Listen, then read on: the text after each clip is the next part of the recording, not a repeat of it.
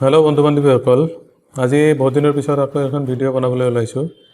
এইখন ভিডিঅ'ত আপোনালোকে ফটোশ্বপত নহয় MS ৱৰ্ডত কেনেকৈ এক ক্লিকতে 1000 ফটো বনাব পাৰোঁ বা ততোধিক ফটো যিমান ইচ্ছা সিমানে বনাব পাৰোঁ, সেইখন মই বনাই দেখাম যে কেনেকৈ এক ক্লিকত আমি যিমান ইচ্ছা নিজৰ মতে 50টা 100টা 1000টা ফটো আমি এক ক্লিকতে বনাব পাৰোঁ। তথাপি হয়তো ফটোশ্বপত নহয়, সেইটো MS ৱৰ্ডত কেনেকৈ বনায়।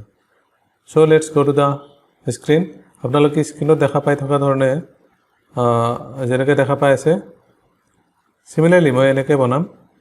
এটা চাওক, ধুনীয়াকৈ ফটো এখন বনাইছোঁ। এখন মোৰে ফটো হয়, মই এক ক্লিকতে গোটেইকেইটা ফটো বনোৱা গৈছে। চ' আমি কেনেকৈ ফটোটো বনাম মই আপোনালোকক দেখাই আছোঁ প্ৰথমৰ পৰা। মই এইটো ক্ল'জ কৰি দিওঁ। আমি প্ৰথমতে যাম মাইক্ৰ'ছফ্ট ৱৰ্ড অ'পেন হ'ল। ৱৰ্ড অ'পেন হোৱাৰ পিছত চাওক, যিখন আমি পেজ লৈছোঁ এইখন পেজ কিমান আছে, কোনটো চাইজৰ পেজ আমি এইটো চাব লাগিব। সচৰাচৰ আমি যিখন পেজত প্ৰিণ্ট কৰোঁ এইটো A4 চাইজৰ পেজ হয়।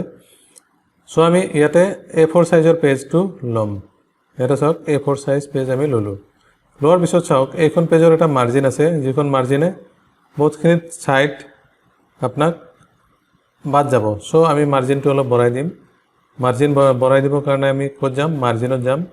পেজ লেআউটত যায়, মাৰ্জিনত যাই ইয়াতে কাষ্টম মাৰ্জিন কৰিব পাৰোঁ নিজৰ মতে। আমি চাৰিওফালে টপ বটম লেফ্ট ৰাইট চবফালে 0.5 ইঞ্চ বনাই দিম।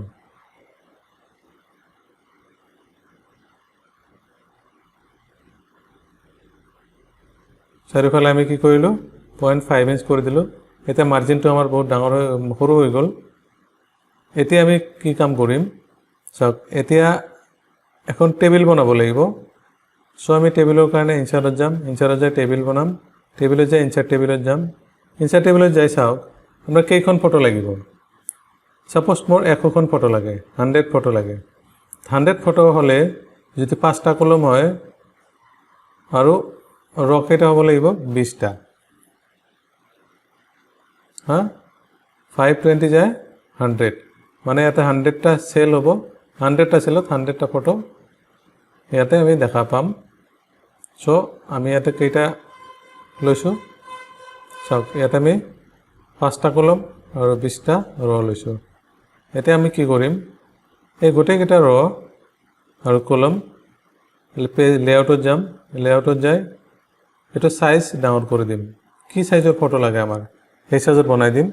এতিয়া সচৰাচৰ আমি যিখন ফটো বনাওঁ ইয়াতে 1.7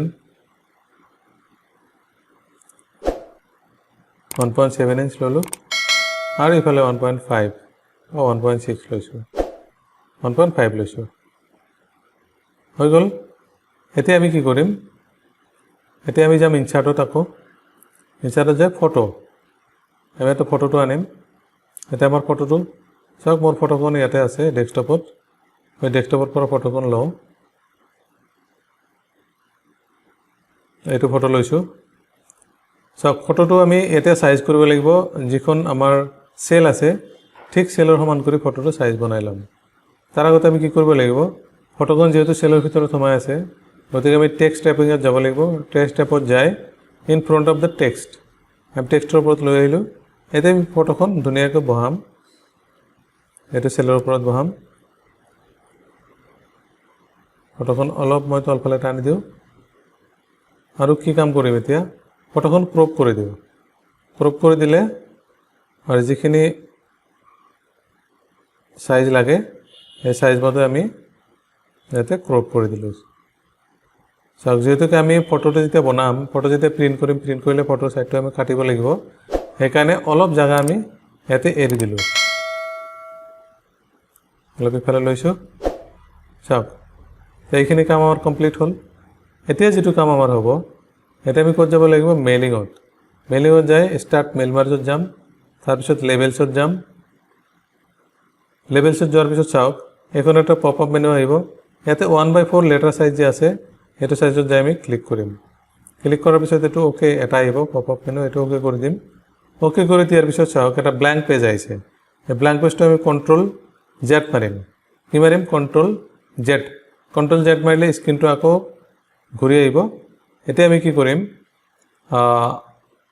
যিখন আছে মেইলিঙত যে আপডেট লেভেলছ ইয়াতে এটা অপশ্যন আছে আপডেট লেভেলছত যাই ক্লিক কৰাৰ লগে লগে চাওক বাহ কি ধুনীয়া নহয় বন্ধুসকল এক ক্লিকতে আমাৰ গোটেইকেইটা ফটো আহি গৈছে চাওক ইয়াতে কেইটা ফটো আমি বনাইছোঁ 100 ফটো চ' এক ক্লিকতে আমাৰ 100 ফটো হৈ গ'ল আমি এই ফটোখন আমি আৰামছে ইয়াতে প্ৰিণ্ট অপশ্যনত যাই প্ৰিণ্ট প্ৰিভিউ চাব পাৰোঁ কেনেকুৱা প্ৰিণ্ট প্ৰিভিউ এনেকুৱা হ'ব এইখন প্ৰিণ্ট প্ৰিভিউ ওলালে আপুনি গম পাই যাব আৰু ভিডিঅ'খন কেনেকুৱা লাগিছে চাই ভাল লাগিছে না বেয়া লাগিছে না কেনেকুৱা কমেণ্ট আছে আপোনালোকে জনাব আৰু প্লিজ আমাৰ অৰিয়েণ্টেল আইটি চেণ্টাৰ নামৰ চেনেলটো ছাবস্ক্ৰাইব কৰিব নাপাহৰিব so' thank you very much thank you for ৱাচিং দিছ ভিডিঅ' থেংক ইউ